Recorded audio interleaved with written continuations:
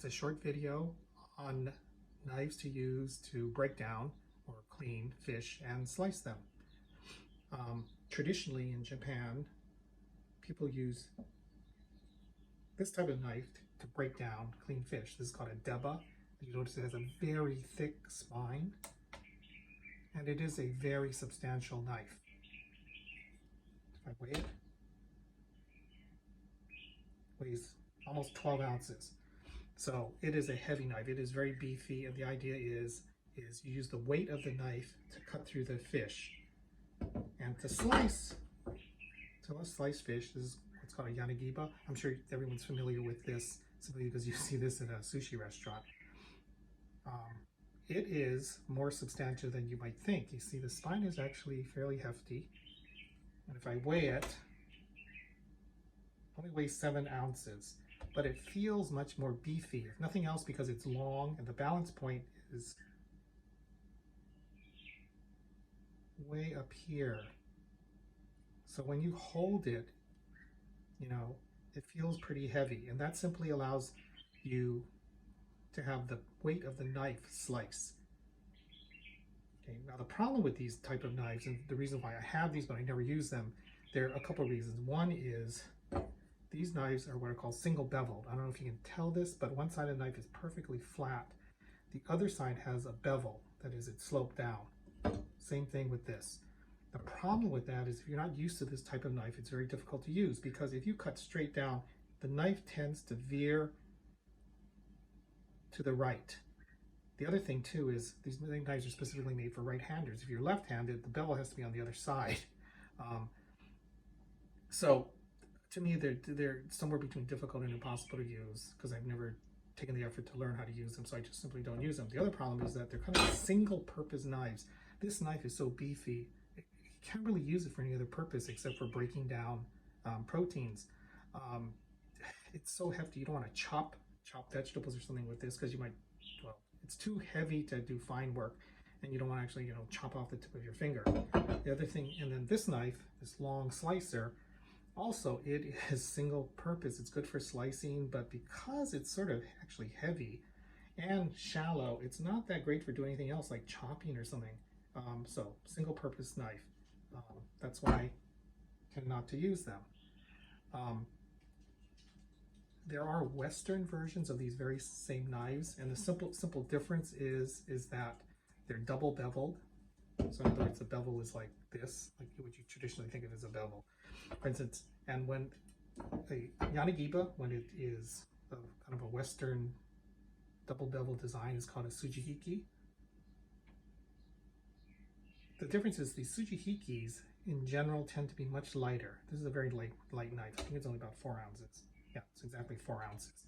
So the advantage, therefore, or the disadvantage, is it's not as good a slicer as this, but because it's lighter, it's more multi-purpose. You can use it for fine chopping, like you would chop green onions, chopped green onions or something. It is actually useful for that, but it's not quite as good a slicer just because it doesn't have quite enough heft, but it has nice length, so you can do like nice long single slices of fish. By the way, the reason why slicing knives are long is so that, especially in Japanese cuisine, you can cut fine proteins like fish with one slice. Because if it's a short knife and you can't make the slice all the way with one motion, you end up sawing it, and then therefore the flesh looks like it's sawed instead of just sliced. Okay, so like I said, I don't tend to use those. So what do I personally use to break down fish and slice fish? Well, to tell you the truth, I almost never never break down fish. I hardly ever clean fish. I hardly ever get any whole fish to do, and certainly nothing big. I mean, the biggest fish I ever tend to have to clean is about that big. So what is that, like a couple pounds? And for that, you want a knife that's not too long, so you have control. And I just tend to use this. This is called a kiritsuke. This black finish is called kuroshi. It slowly actually wipes off after you use it over the years. But I like this because it is not too long. It's actually 8 inches. Has a sharp tip for poking, and actually a really sharp knife, really sharp edge.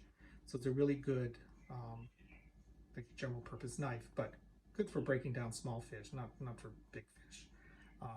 And on the other hand, it's so fine and it's so light. Yeah, it's 4 ounces. I mean, it's only 4 ounces. That you can't use this to like cut through a bone, or you might chip the edge of the blade.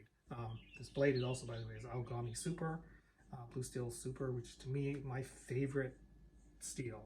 Just super sharp, and actually easy to sharpen. So I could have used this to break down fish, to slice fish more often. I use this. This is just an incredibly beautiful knife. It's a Doi. It's Aogami number 2, Blue Steel number 2, custom handle. The finish is really beautiful. This, pretty hefty. I think it's around 8 ounces. Yeah, 8 and 3/8 ounces. So it's a pretty hefty knife, and it feels pretty hefty. It's long enough that you can slice fish with one slice. But it's not so heavy that you can't use it for all other things, chopping and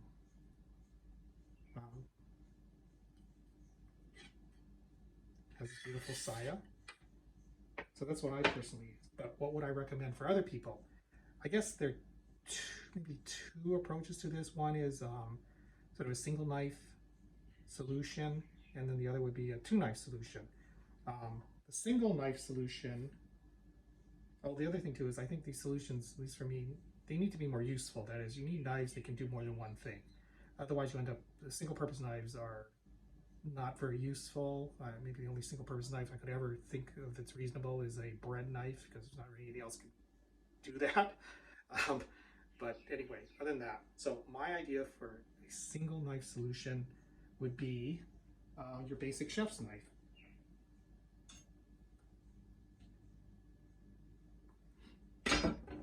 And so put all these up here. These are both made by Misono. This is a company I would recommend. Obviously a Japanese company.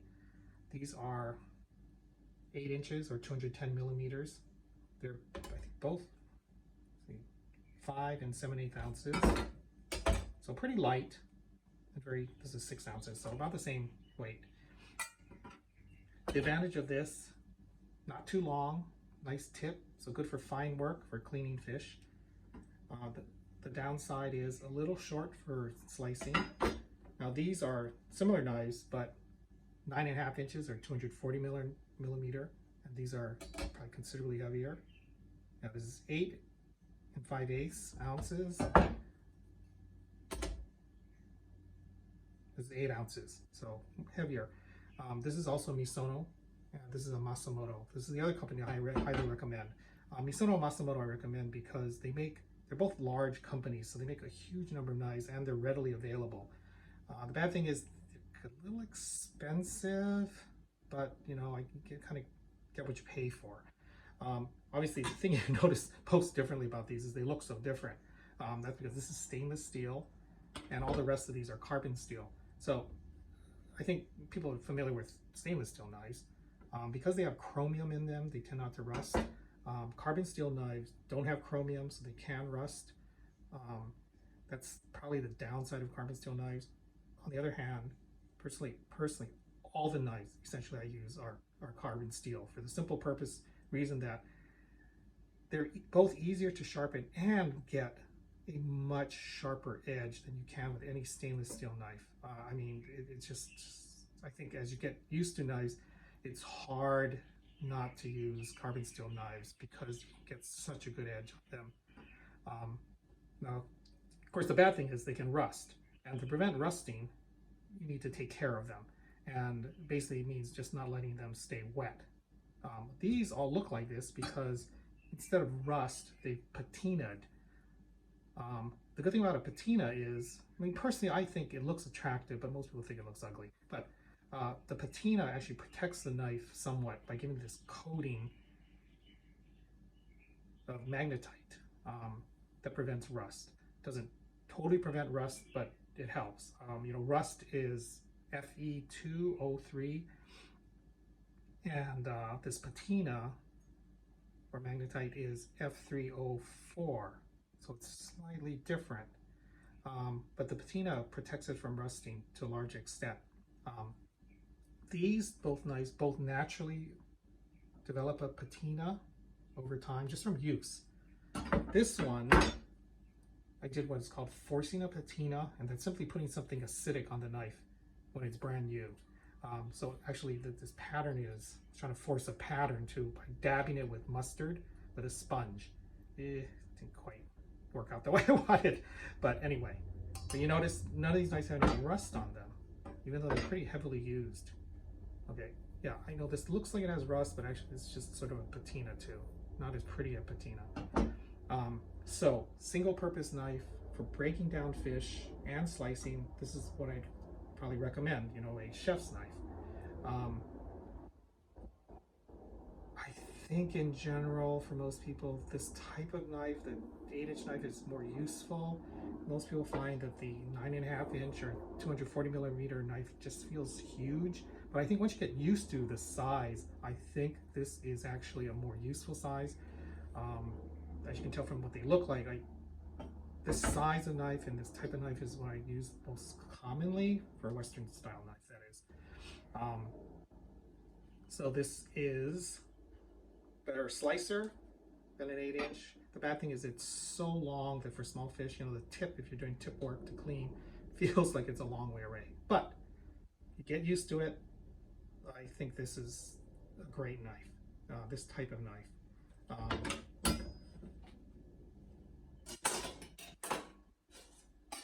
Like I said, what I actually use are what are called gyutos, or that is chef style knives, but I use them almost exclusively with Japanese handles, which looks like this compared to a Western handle. So the handle is different and the tang is different. That is this piece of metal that goes all the way through. These Japanese handle knives, because the tang is smaller and the handle actually is lighter, they tend to be lighter knives, and the balance point tends to be more blade forward, like this.